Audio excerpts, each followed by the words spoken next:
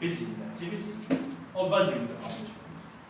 For example, as a father who passionately talks about work-life balance as an excuse to leave work at 5 p.m., is your time at home spent busy with the TV remote or buzzing assisting your child with their homework?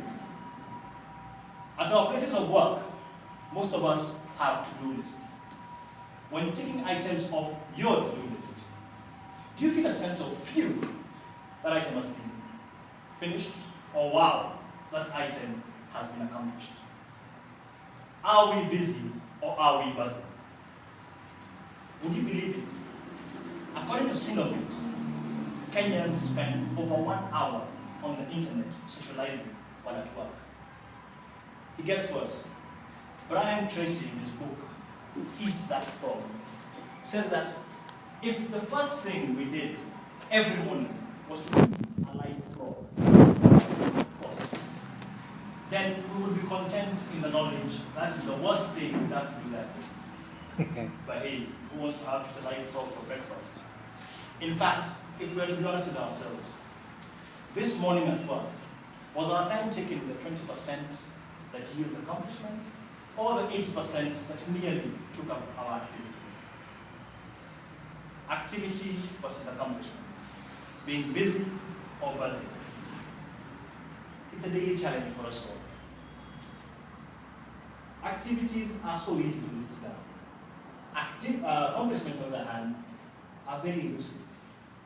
A large part of the reason is because we choose to take the easy way out and cling to our old die-hard habits.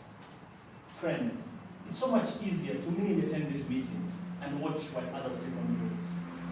Colleagues, it's so much easier to dwell on Facebook than it is to be as passionate with our work. Husbands, it's so much easier to eagerly and passionately study the Sunday newspaper for any errors the editor may have made, as opposed to put a smile on the wife's face by assisting by doing the dishes.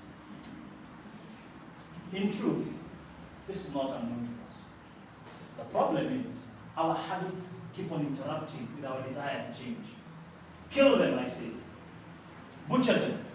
Hack each and every one of them to a merciless death and leave in your gory wake a massacre of debilitating habits. The result? You become so much lighter. Friends, your upward mobility at work becomes so much easier. Colleagues, your attendance of meetings here becomes so much more meaningful. And husbands, your bond with your spouse and your child becomes so much stronger. Overall, you accomplish a sense of movement through life that only buzzing yields. A friend of mine, his name is Andy, told me of a scenario sometime last year when he was awoken by some commotion. He opened his bedroom window to find a school bus negotiating its way to the estate. His phone told him it was 5:30 a.m. and he wondered what manner of a responsible parent it is who would let their child be picked at that ungodly hour. Well, it turned out to be his son, who had just gained Form 1 and was being picked on his day 1 at school. He rushed out of the house, sent away the school bus, and told his son to go back to bed. He would take him to school himself. Promptly at 7 a.m. he did so, and at 7:45 he was at work, as opposed to 9 a.m. he was used to. Forthright going forward, he put 2 things into place. 1, cancelling the school transport. He engaged his son in a bonding session every half hour on their way to school. And second, arriving at work a whole hour and 15 minutes before time, he was able to schedule 15 minutes in the quiet of his office to plan for his day. What about you? What's your fraud? What is the one thing you're most likely to procrastinate on if you do not do something about now? What is it you can move from default activity to design accomplishment? Friends, it could be attending these meetings, eager to take on a role. Colleagues, it could be to use the internet at work to empower you as opposed to poison you.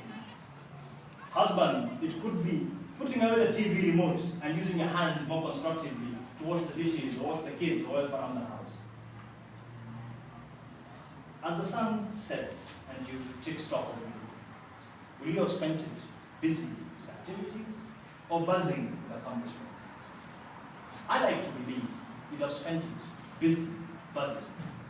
The choice is yours.